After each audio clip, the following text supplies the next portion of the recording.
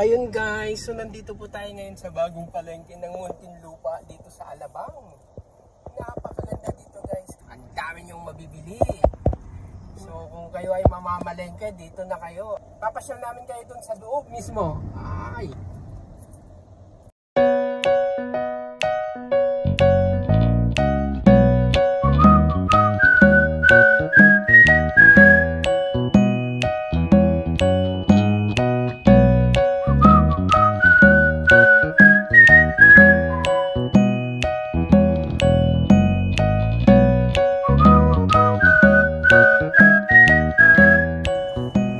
Tanggal na pala yung mga ano dito, yung temporary structure.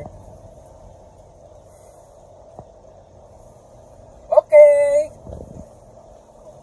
Bye-bye.